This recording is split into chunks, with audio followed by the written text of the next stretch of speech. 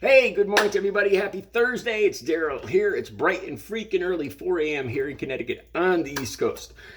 Okay, I'm just going to fill you guys in on my whole thought process because it won't take too long. It went from kind of funny and mocking just to dark and sad for me. Heartbroken, really. All right. I'm going to do a video on Marjorie Taylor Greene. You guys know on a daily basis, she tweets some of the most ridiculously, blatantly stupid, misleading information. How this woman got elected to Congress, it makes me lose trust in America overall. But anyway, yesterday was no exception. She retweeted a tweet from a self-described fake doctor. I'll get more into him in a second. This fake doctor calls himself Dr. LYLE P. LYSOL, not a doctor. And this guy is one of these, we'll just call him a denier, okay? Because I want to be careful with what I say here. And Marjorie Taylor Greene had her panties all in a bunch yesterday because she was saying Pfizer should be investigated. Why was it? Because this guy's tweet was labeled misleading. If you read the tweet, there's no way it could be true. It talks about 97% of pregnant women overall in America, and something that and the situations that arose with them. I'm going to leave it right there. I got to be careful. You guys, I'll have the tweet right below so you guys can see what I'm talking about, but I'm not going to repeat it. Okay, and his tweet she retweeted it and it got labeled misleading, and it is so obviously misleading. There's no way it could be true. If it were true, if it would be true, just read the tweet. All right, so she's got her panties all in a bunch. Pfizer should be investigated and all this other stuff. And I was going to do a video talking about cherry picking. To me it was obvious that she wanted an end result. When I first got into politics, I did this. Like if I wanted to I had the idea that Trump misunderstood that Teddy Roosevelt on Mount Rushmore, that he was Benjamin Franklin. Say I heard that as a rumor, and I wanted to prove it was true, and you type that out in Google. You type. I learned that, like I said, this is one of the things I started doing it first when I first started getting into politics, and now I tell you guys I go out and check all the conservative stuff, the liberal stuff, everything in between to get the whole story. Cherry picking. When you type in the result that you want to see is what you're going to get. There's so many billions of pieces of information when you Google that you could find whatever bizarre, blatantly misleading information that you want to find and cite it as fact. So I was going to talk about that. So I figured I would look more into the fake doctor, LYLE P. LYSOL. And this guy, I wasn't sure where he stood. I wasn't sure if he was a liberal, conservative. It turns out he's just like a hardcore denier. He's conservative. He's talking about pizza. Pizza Hut's going to go out of business because of their story hour with the books having to do with dressing up in wigs. And so he's definitely a hardcore right-winger. And he's from Canada, obviously, too. And I kept reading what he was saying. I mean, he comes right out and says, he is not a doctor.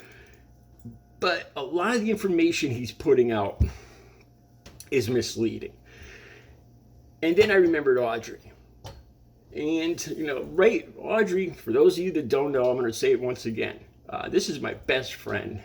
She was my ex-girlfriend. We were dating, not dating.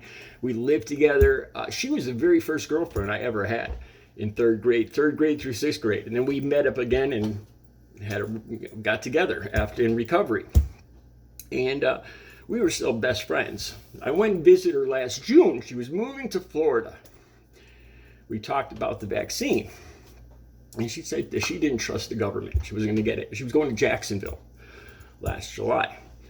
Long story short, not even within a few days of getting to Jacksonville, this is when the Delta variant exploded in Jacksonville, and she got sick. I heard she got sick, and I couldn't even get a hold of her again.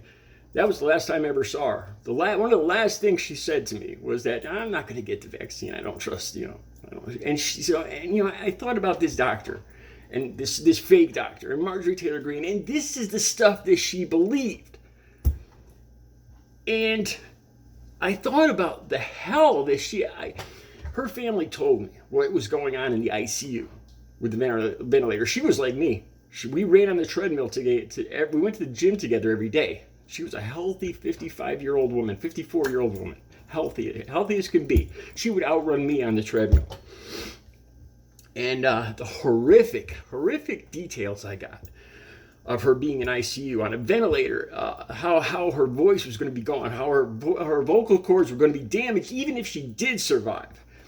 About MRSA from the tape marks on her face, being disfigured. Horrific stuff. This is my best friend. This is somebody I love. And she passed away on August 5th. And I'm lost. I'm lost without her. There's a hole in my life. This is the person, anytime anything good happened in my life or bad or anything happened in my life, I got a speeding ticket, first thing I do is text her. Even though we weren't dating. Every Memorial Day, we'd go to Rhode Island together. Even if we weren't dating, we were best friends. Knew each other since 3rd grade. And she's gone.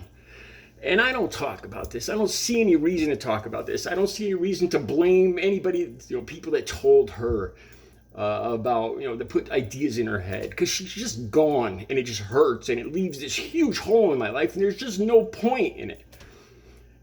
But then I thought about, these people, like this fake doctor, putting out this stuff, this blatant disinformation. I thought about my entire family, how they've gotten the vaccine, my parents have gotten both boosters. I've gotten the vaccine and the boosters. I know at least 30 people in my tight circle that have gotten the vaccine, and there's not one person has gotten any side, besides for maybe getting mild flu symptoms for about 10 hours the next day. Side effects from protecting themselves from COVID. On the other hand, Audrey didn't get it, and she died. A horrific death. Listening to these people. My aunt, I don't even talk about her. My father's brother's wife, also a denier, also passed away last year. Two people, my very closest, because they listen to these people, and these are the same people that are complaining about Biden's misinformation committee. We could say anything we want. It's our opinion. You're trying to hide stuff. Look, man, the facts in my life, the hole in my heart says differently than you are hurting people. You're hurting people that I love. They listen to people like you, and they're gone now. That's why information should be labeled as misleading, as a lie. It hurts and it kills people. I know. All right? Have a good Thursday.